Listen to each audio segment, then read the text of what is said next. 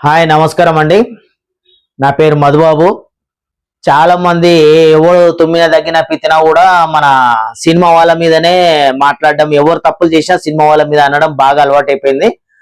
Big boss గురించి నేను చెప్పదలుచుకున్నాను. అంటే అది కరెక్టా ఒప్పా అని నేను చెప్పలేను. కాకపోతే కొన్ని విషయాలు నాకు కూడా అర్థం కాక మిమ్మల్ని అడుగుతున్నాను. ఇప్పుడు బిగ్ బాస్ లస్కో మస్కో రూమ్ అని ఏదో చెప్తున్నారు. మరి అలాంటి రూమ్లకి హౌస్లకి రైతు బిడ్డను ఎందుకు పంపించారండి? కొంతమంది సోషల్ మీడియా వాళ్ళు కావచ్చు, మీడియా వాళ్ళందరూ కావాల్సి జనాలు కూడా కొన్ని లక్షల మంది చాలా మంది కలిసి రైతు బిడ్డ, రైతు అంటే మనకు అన్నం పెట్టే ప్రత్యక్ష దైవం కదా. అదే హిందూ ముస్లిం క్రిస్టియన్స్ అందరూ ఆల్మోస్ట్ అన్ని, అసలు ఈ భూమి మీద పుట్టిన ప్రతి మనిషి దేవుని నమ్మినా నమ్మని వాళ్ళు ఎవరైనా సరే రైతునైతే దాన్ని నమ్మాల్సిందే కదా.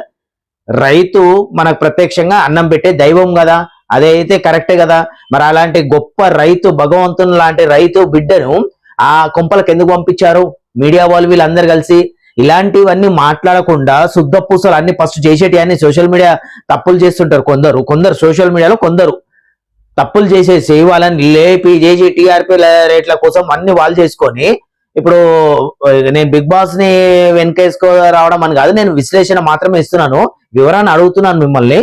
మనకేందంటే నాగార్జున గారు సినిమా హీరో కాబట్టి సినిమా వాళ్ళు ఎవ్వరు ఎక్కడ ఉన్నా ఎలా ఉన్నా ఏ సందర్భం దేంట్లోనన్నా వాళ్ళని కావాలని కూడా ఇంటర్వ్యూలు చేసి ఏ చిన్న పదం తీసుకొని కూడా దాన్ని పెద్ద రాద్ధాంతం చేసి వైరల్ చేసి దాని మీద బతకాలనుకునే కొన్ని సోషల్ మీడియా వాళ్ళని ఏం మాట్లాడరా మీరు? అది తప్పు కాదా? అది శవం మీద డబ్బులు ఏరుకునే వాళ్ళకంటే నా దృష్టిలో చాలా అధ్వానం అని అనిపిస్తుంది. మరి మీరేమంటారు? కింద కామెంట్ చేయండి సార్. మీరంతా పెద్ద పెద్ద చదువుకున్న వాళ్ళని చదువుకోలేదు కదా, నాకు అంత తెలియదు. బిగ్ బాస్ అంటే ఏందో నేను తర్వాత చెప్తాను. బిగ్ బాస్ గురించి తెలుసుకోవాలని కింద కామెంట్ చేస్తే అందరు చెప్పిన కోణం ఒకటి ఉంటుంది. ఇప్పుడు అసలు కోణం నేను ఇంకోటి, బిగ్ బాస్ తరపున వాళ్ళు ఎందుకు అలాంటి షోస్ నిర్వహిస్తున్నారు, ఏం జరుగుతుంది, ఎందుకు అనేది నేను చెప్పడం జరుగుతుంది. సో కొందరు సోషల్ మీడియాలో శుద్ధపూసలు మాట్లాడుతున్నారు. మనకి ఇట్లాంటి దరిద్రమైనటువంటి ఇది ఏమంటారు బిగ్ బాస్ షో. ఇంకోటి ఏం మాట్లాడుతారు అంటే ఇది బిగ్ బాస్ బ్యాన్ చేయకపోతే పరీక్షలు అంట. పరీక్షలకు బిగ్ బాస్ కు సంబంధం ఏంది? నువ్వు ఫోన్ ఆన్ చే, అది ఫోన్ లోనే వస్తుంది, సినిమా థియేటర్లో వేయట్లేదు కదా. మరి ఫోన్లు ఎవడిస్తున్నాడు? నాగార్జున వాళ్ళ హీరో వాళ్ళు కొనిస్తున్నారు అందరికి. ఫోన్లు పట్టుకుంటారా నాన్న అని చెప్పి 30-40 ఫోన్లు పట్టుకొని అయ్యమ్మలు కొనిస్తున్నారా?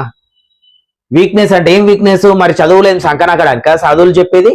చదువులలో విద్యార్థిని తీర్చిదిద్దడానిక తల్లిదండ్రులు లేరా? మనిషి ఏం నేర్చుకోవాలి, ఏం తెలుసుకోవాలి? విద్య అనేది ఎందుకు? ఓన్లీ మన మార్కుల కోసమేనా? వాళ్ళు బోర్డులు వేసుకోవడానిక? స్కూల్ వాళ్ళు కాలేజీ వాళ్ళు బోర్డులు వేసుకోవడానిక? మా విద్యార్థులు అందులో 1000 మంది ఉంటే ఓ 10 మంది సక్సెస్ అయితే 10 మంది వేశారు, మరి మిగతా 999 మంది ఎందుకు అయ్యారు? అది బిజినెస్ కదా, దోచుకోవడం కాదు, అది వ్యాపారం కాదు, అది సేవ, ధర్మం, అది సత్యం. అది ఖాళీ సినిమా వాళ్ళు ఏదో ఒక షో చేస్తారు, అది కూడా అది ఆన్ చేసుకుంటే నీకు వస్తుంది, డబ్బులు కడితే వస్తుంది, లేకపోతే లేదు. ఇంట్లో 24 గంటలు అనేక రకరకాల వీడియోలు వస్తున్నాయి కదా, సో పిల్లలు చూడకూడని వీడియోలు, భయంకరమైనటువంటి వీడియోలు. మరి వాటి గురించి ఎవడేం మాట్లాడారు ఎందుకు? కేవలం సినిమా వాళ్ళు అంటే చాలు ఇంకా ఎగబడిపోతారు. సినిమా వాళ్ళు ఏదో ద్రోహం చేసినట్టు, సినిమా వాళ్ళే మొత్తం దోచుకుంటున్నట్టు అన్ని. అట్లాంటప్పుడు మరి సినిమానే బ్యాన్ చేయించవచ్చు కదా, గవర్నమెంట్కి చెప్పి సినిమాలు తీయడమే బ్యాన్ చేయించవచ్చు కదా. అది మాట్లాడరు. ఏదన్నా కానీ సినిమా వాళ్ళ మీద వైరల్ కావాలి అంటే వాళ్ళని తిట్టాలి. ఇప్పుడు కూడా నేను సినిమా వాళ్ళని తిడితే ఎక్కువ చూస్తారు ఆనందంతో, కానీ సినిమా వాళ్ళ తరపున మాట్లాడితే మాత్రం ఎవరు ఈ వీడియోలు ఎక్కువ చూడరు. కానీ నాకు ఇట్లాంటి వాళ్ళని తిట్టి వచ్చే డబ్బులు నాకు వద్దు. నాకు ఓ 10 మంది చూసినా 20 మంది చూసినా చాలు, నాకు వేలు లక్షలు చూడాల్సిన అవసరం లేదు. కానీ సత్యం ధర్మం అనేది మాట్లాడాలి. సో ఇటువంటి విషయాలు నాకు డౌట్ వచ్చినాయి, మీరు కిందకి ఏదైనా కామెంట్ ఉంటే చేయండి.